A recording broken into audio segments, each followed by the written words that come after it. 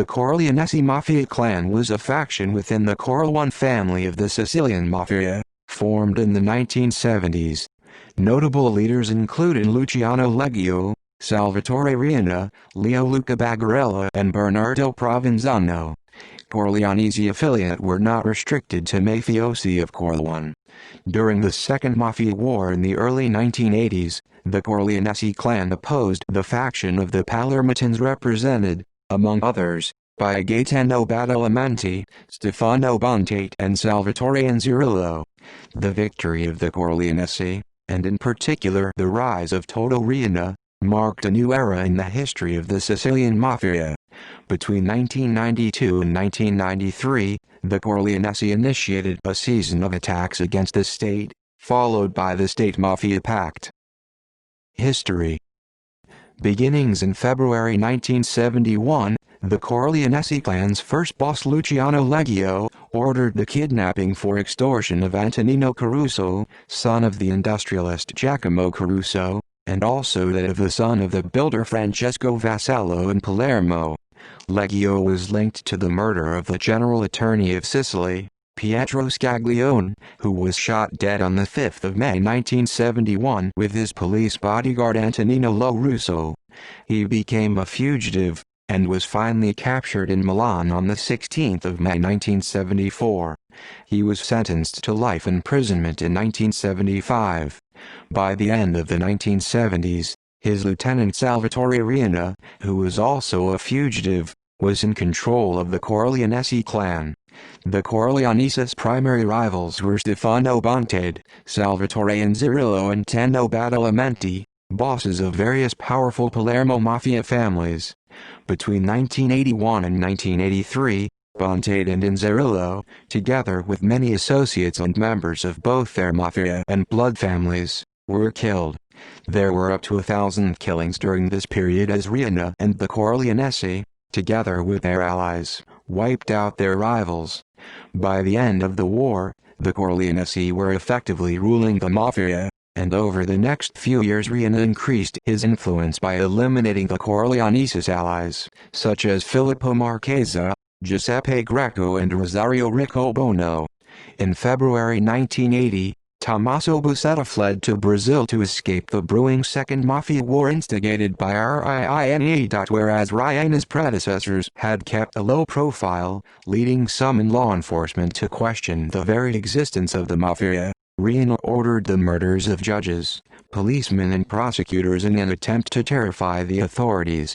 A law to create a new offense of mafia association and confiscate mafia assets was introduced by Pio La Torre, secretary of the Italian Communist Party in Sicily, but it had been stalled in Parliament for 2 years. La Torre was murdered on the 30th of April 1982. In May 1982, the Italian government sent Carlo Alberto Dalla Chiesa, a general of the Italian Carabinieri, to Sicily with orders to crush the mafia. However, not long after arriving, on the 3rd of September 1982, he was gunned down in the city center with his wife, Emanuela Setti Carraro, and his driver bodyguard, Domenico Russo. In response to public disquiet about the failure to effectively combat the organization Riina headed, La Torre's law was passed 10 days later. On the 11th of September 1982, Buscetta's 2 sons from his first wife, Benedetto and Antonio, disappeared, never to be found again, which prompted his collaboration with Italian authorities. This was followed by the deaths of his brother Vincenzo, son-in-law Giuseppe Genova, brother-in-law Pietro and 4 of his nephews, Domenico and Benedetto Buscetta, and Orazio and Antonio D'Amico. Buscetta was arrested in Sao Paulo, Brazil once again on the 23rd of October 1983, and extradited to Italy on the 28th of June 1984. Buscetta asked to talk to the anti-mafia judge Giovanni Falcone, and began his life as an informant, referred to as a pentito. Buscetta was the first high-profile Sicilian mafiosi to become an informant. He revealed that the mafia was a single organization led by a commission, or cupola dome, thereby establishing that the top tier of mafia members were complicit in all the organization's crimes. Buscetta helped judges Falcone and Paolo Borsellino achieve significant success in the fight against organized crime that led to 475 mafia members indicted and 338 convicted in the Maxi trial. In an attempt to divert investigative resources away from Buscetta's key revelations, Riina ordered a terrorist-style atrocity, the 23rd of December 1984 Train 904 bombing.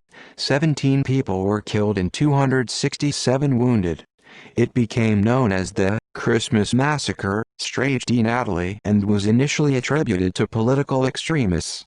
It was only several years later, when police stumbled on explosives of the same type as used in Train 904 while searching the hideout of Giuseppe Callo, that it became apparent that the Mafia had been behind the attack. As part of the Maxi trial, Riina was given 2 life sentences in absentia. Riina pinned his hopes on the lengthy appeal process that had frequently set convicted mafiosi free, and he suspended the campaign of murders against officials while the cases went to higher courts. When the convictions were upheld by the Supreme Court of Cassation in January 1992, the Council of Top Bosses headed by Riina reacted by ordering the assassination of Salvatore Lima, on the grounds that he was an ally of Giulio Andreotti and Giovanni Falcone. Bombings of 1992–93. On the 23rd of May 1992, Falcone, his wife Francesca Morvillo and 3 police officers died in the Capaci bombing on Highway A29 outside Palermo.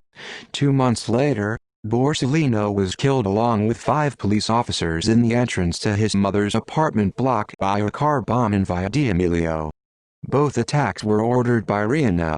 Ignazio Salvo, who had advised Riina against killing Falcone, was himself murdered on the 17th of September 1992.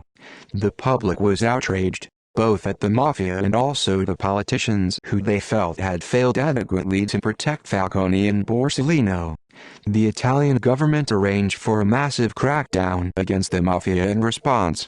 News reports in May 2019 indicated that a Cosa Nostra insider revealed that John Gotti of the Gambino crime family had sent one of their explosives experts to Sicily to work with the Corleonesi. This individual allegedly helped plan the bombing that would kill Falcone.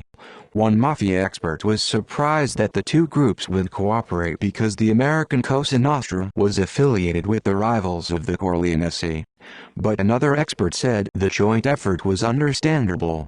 It may be that the Gambinos at a certain point recognized that the Corleonesi had been victorious in the war between rival families in Sicily. There is nothing unusual in the traffic of personnel and ideas across the Atlantic. They were cousin organizations, according to John Dickey, professor of Italian studies at University College London and the author of Mafia Republic, Italy's Criminal Curse.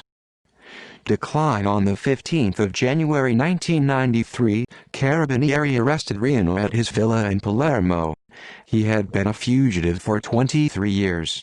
After Riina's capture, a division emerged among the Corleonesi, and a series of bombings occurred by the Corleonesi against several tourist spots on the Italian mainland. The Via dei Giorgio Fili bombing in Florence, Via Palestro massacre in Milan and the Piazza San Giovanni in Laterano and Via San Teodoro in Rome, which left 10 people dead and 93 injured as well as severe damage. In total, Riina was given 26 life sentences, and served his sentence in solitary confinement. Giovanni Brusca, one of Riina's hitmen who personally detonated the bomb that killed Falcone, and became a state witness, Pentito after his arrest in 1996, has offered a controversial version of the capture of Toto Riina, a secret deal between Carabinieri officers, secret agents and Cosa Nostra bosses tired of the dictatorship of Riina's faction of the Corleonesi.